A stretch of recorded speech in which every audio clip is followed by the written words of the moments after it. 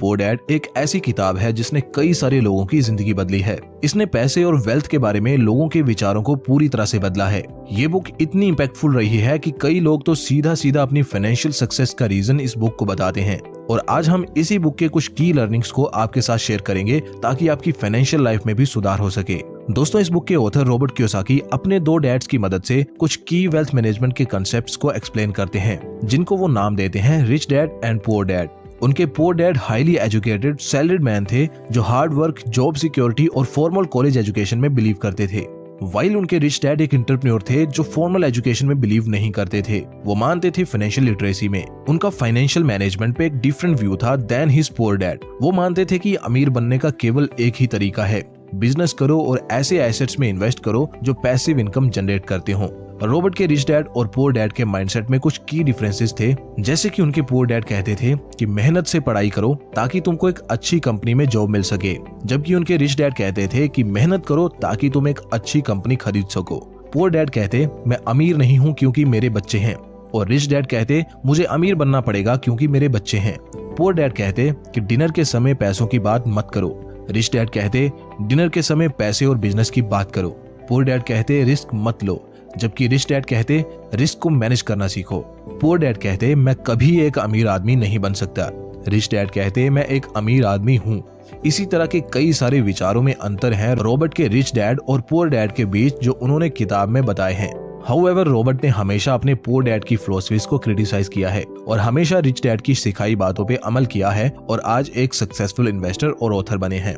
तो आइए जानते हैं उन कुछ की लर्निंग्स को जिन्होंने रॉबर्ट को एक मल्टी मिलियनर बनाया और जो हमें और आपको भी वेल्थ एक्वायर करना सिखा सकते हैं और रैट रेस से बाहर निकलने में मदद कर सकते हैं।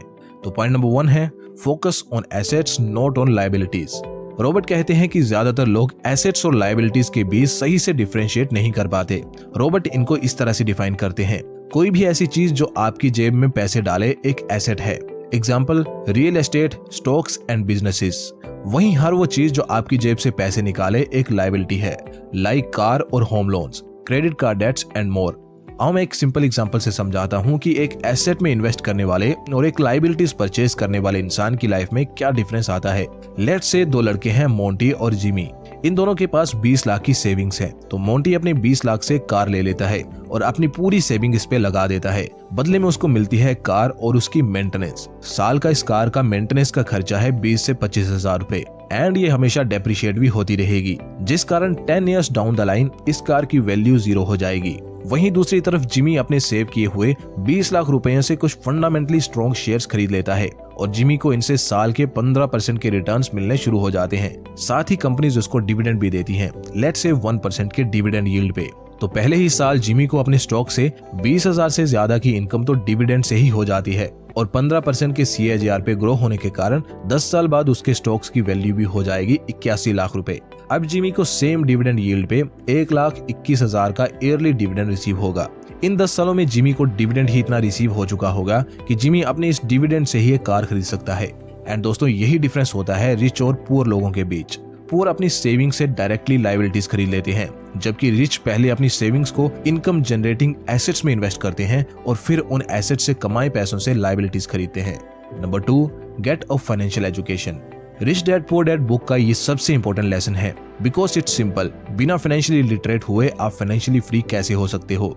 रॉबर्ट कहते हैं कि हमारी स्कूल एजुकेशन एक बड़ा फेलियर है, बिकॉज ये हमें ना तो फाइनेंशियल लिटरेसी सिखाती है और ना ही वेल्थ बिल्डिंग सिखाती है। तो बस इतना कि हार्डवर्क करो, एक जॉब लो और पूरी लाइफ अपने स्टूडेंट लोन को चुकाते रहो।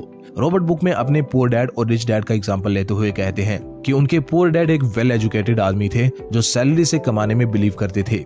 हालांकि कम पढ़े लिखे उनके रिच डैड फाइनेंशियली ज्यादा लिटरेट थे और पैसे को इन्वेस्ट करने और बिजनेस रन करने में बिलीव करते थे ताकि वेल्थ बिल्ड कर सकें और फाइनेंशियली इंडिपेंडेंट हो सकें। इसलिए माना कि वेल एजुकेटेड होना महत्वपूर्ण है, लेकिन फाइनेंशियली एजुकेटेड होना एक कम्प्लीटली डिफरेंट बात है। इसलिए दोस्तों, फाइनेंशियल एजुकेशन में निवेश करो और मनी मैनेजमेंट के बेसिक्स के बारे में सीखो, रिस्क असेसमेंट और अदर इंपॉर्टेंट एस्पेक्ट्स के बारे में भी सीखो ताकि आप अपने फाइनेंसेस को अच्छे से मैनेज कर सको। Number 3, run your own business.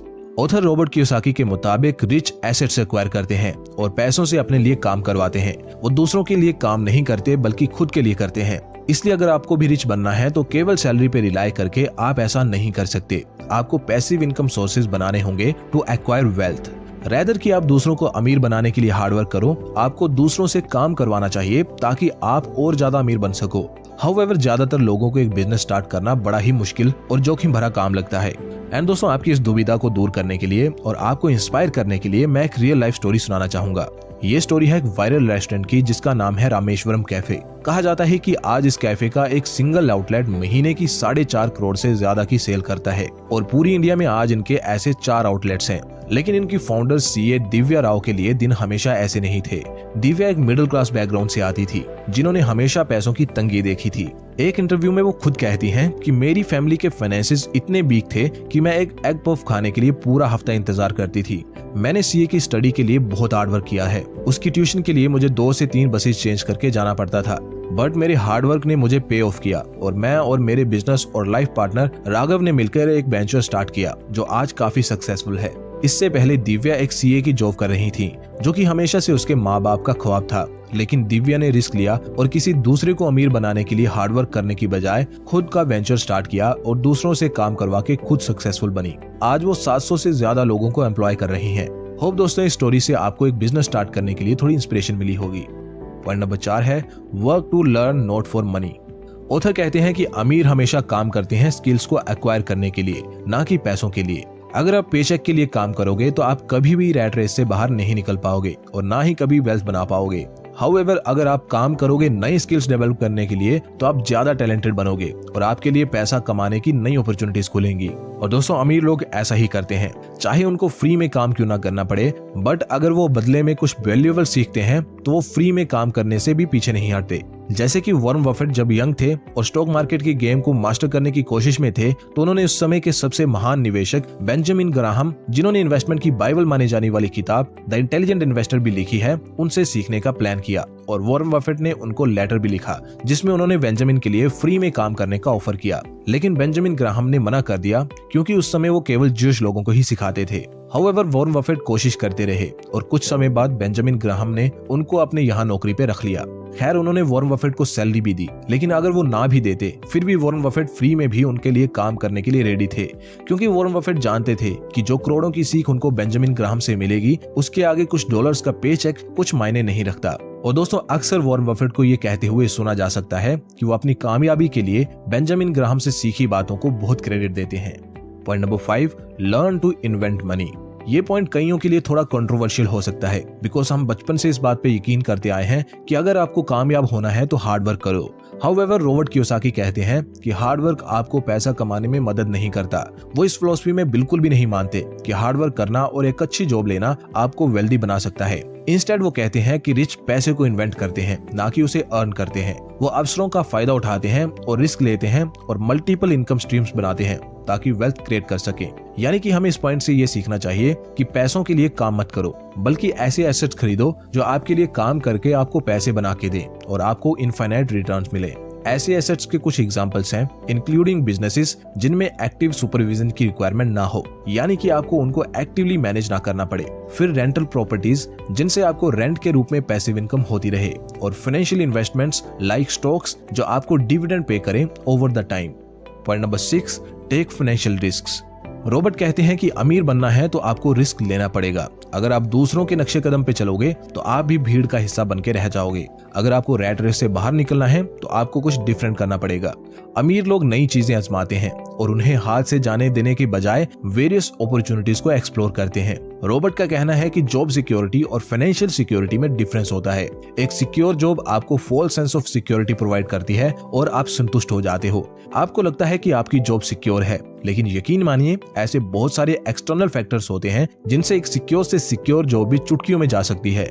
However, stocks, businesses, real estate और अदर एसेट्स में इन्वेस्ट करके मल्टीपल इनकम स्ट्रीम्स बनाना आपको रियलिटी में फाइनेंशियली सिक्योर बनाता है। अगर एक इनकम स्ट्रीम अफेक्ट होता भी है तो फिर भी आपके पास कई सारे अदर स्ट्रीम्स होते हैं। तो क्या इसका मतलब है कि आप अननेसेसरी रिस्क लें? एब्सोल्युटली नहीं। रॉबर्ट आपको कैलकुलेटेड रिस्क लेने के लिए प्रेरित करते हैं ताकि आप फाइनेंशियल सक्सेस अचीव कर सके। आपको पैसे निवेश करने से पहले ऑप्शंस पे केयरफुली विचार करना चाहिए, लेकिन लिमिटिंग बिलीफ्स और रिस्क से बचने के चक्कर में अच्छे अवसर पर बेट लेने से कभी हेजिटेट नहीं करना चाहिए। तो दोस्तों, ये हैं 6 रूल्स ऑफ मनी जो कि मैंने rich dad poor dad book से सोर्स किए हैं।